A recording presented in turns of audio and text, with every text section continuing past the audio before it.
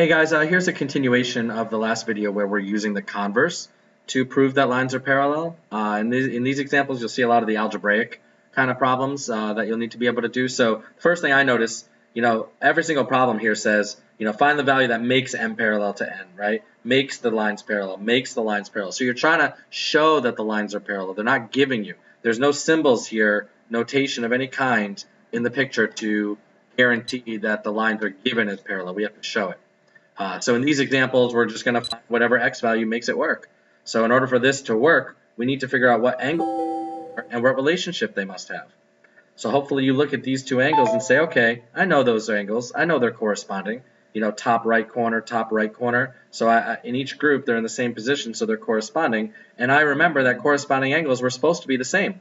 But that's only if the lines are parallel. So if I want these lines to be parallel, I need to make sure these two angles are the same. Well, to make sure these two angles are the same means that if this is 71 degrees, this has to be 71 degrees, which means 2x plus 3 must equal 71 if this is going to work. Right? If x is anything else, to make this 72, 75, 106, whatever it is, then there's no way these lines can be parallel. So 2x, of course, would then be what? 68. So x is 34. Let's check it. 34 times 2 plus 3 is 71 degrees. We've proven that these two angles can be congruent as long as x is 34. And if these two angles are congruent, m is parallel to n using the corresponding angles converse, and this one happens to be the postulate. Okay, not the end of the world if you wrote theorem there, but the main thing is, one, you recognize the corresponding angles, and two, you recognize that you're using the converse because you're trying to show that the lines are parallel. What value of x makes these two lines parallel? Well, if x is 71, I can get these two lines parallel using the corresponding angles converse. All right, let's look at the next one. What value of x would make line P parallel to Q? So again, I look at the angle pair. For a week now we've been saying we got to be able to identify the angle pair, and hopefully you realize these are alternate exterior. And if they're alternate exterior, the only way for this to work is if they're the same to make the lines parallel. Okay? So 140, 13x minus 3, so I know 13x minus 3 must equal 140. I can solve from there the old-fashioned way. And then x is what? 11. Let's check it.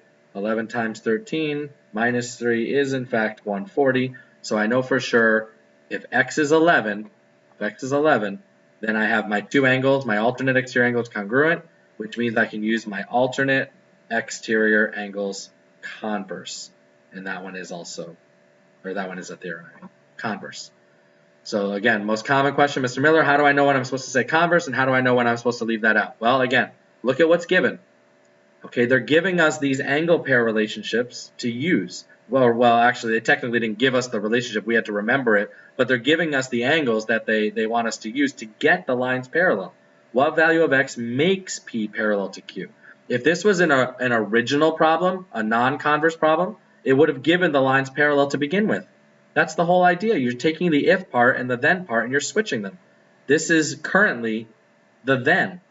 Okay, if you look at your homework from last time, you would have seen that everything was given as parallel lines. And the then were all the angle relationships.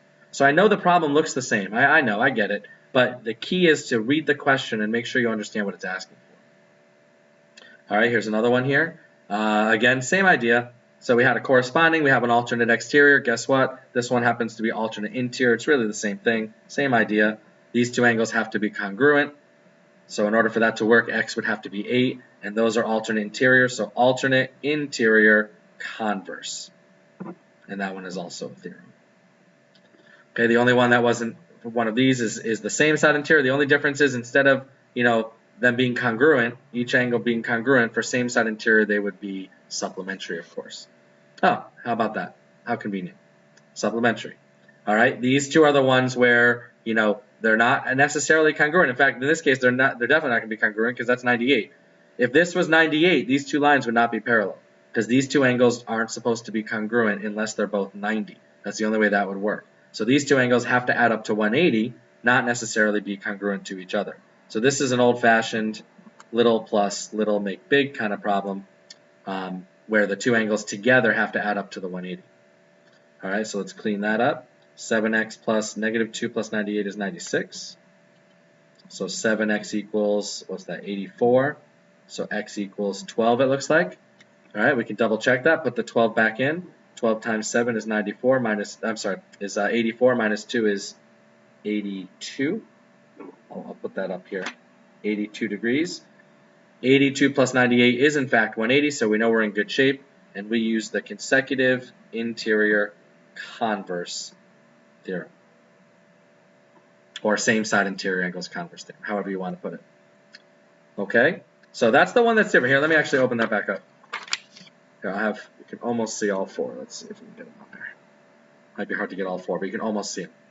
Right, so we have corresponding, alternate exterior, alternate interior, and same side interior. And if you look at your notes, you'll see these have to be congruent, congruent, congruent, supplementary. That was the one that was different.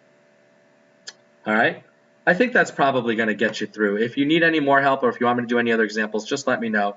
But hopefully this gave you a better idea of how to use the converse and when you're supposed to use the converse. But if you still have any questions, please just ask. All right, talk to you later. Bye.